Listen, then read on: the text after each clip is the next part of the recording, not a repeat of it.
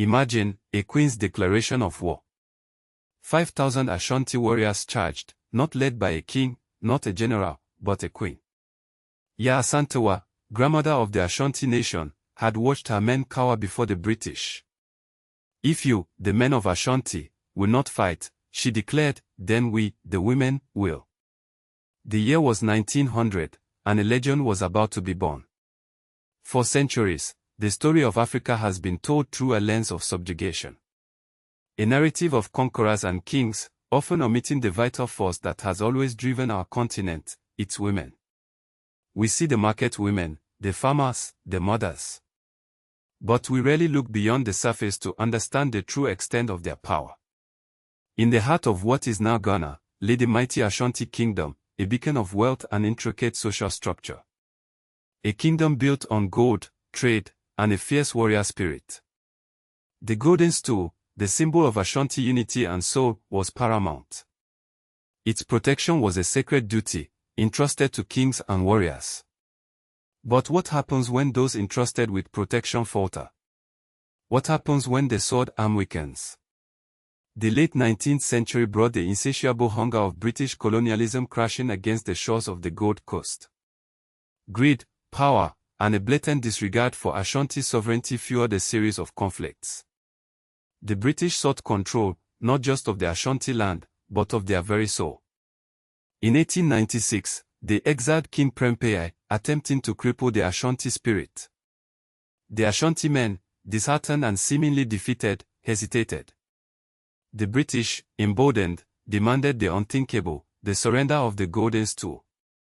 The very embodiment of Ashanti identity, their history, their future. It was at this moment, in the face of unimaginable audacity, that a woman rose. Not a queen on a throne, not a princess in a palace, but a farmer, a mother, a guardian of tradition. Yaa Asantewaa. She stepped forward, looked these defeated men in their eyes, and accused them of cowardice. She reminded them of their ancestors, of their duty, of their manhood. She said, if you, the men of Ashanti, will not fight for the Golden Stool, then we, the women, will. And she meant it.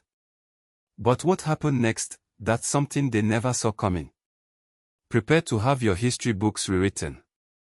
Why it matters now. The story of African women leading the charge isn't some dusty relic of the past.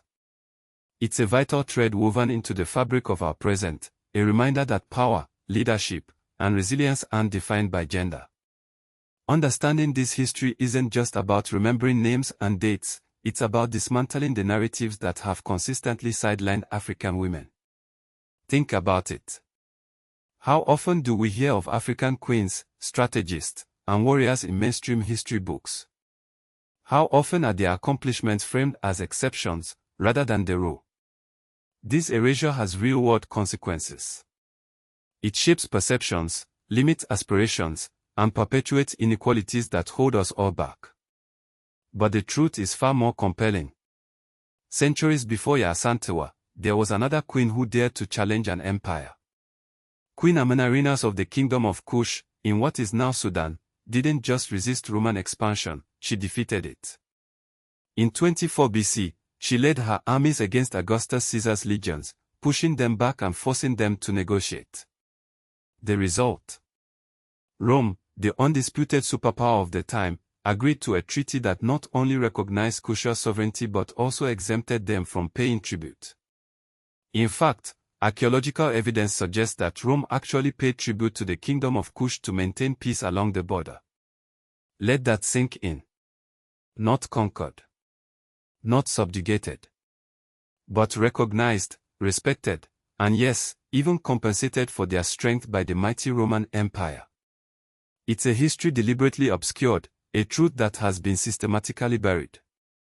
A Roman emperor, paying tribute to an African queen. Why does this story remain untold?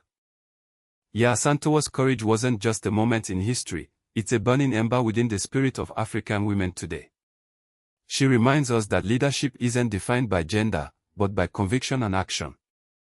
Her defiance echoes in the boardrooms, the classrooms, and the very heart of every African woman striving for a better future.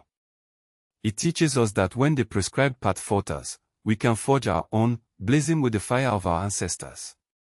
That fire, that history, deserves to be told, preserved, and celebrated. At Pan-Afric, we believe in empowering the next generation of African storytellers. Check out our creator kit at panafric.com/shop.html. For just $47, you can access the tools and resources you need to share African story with the world.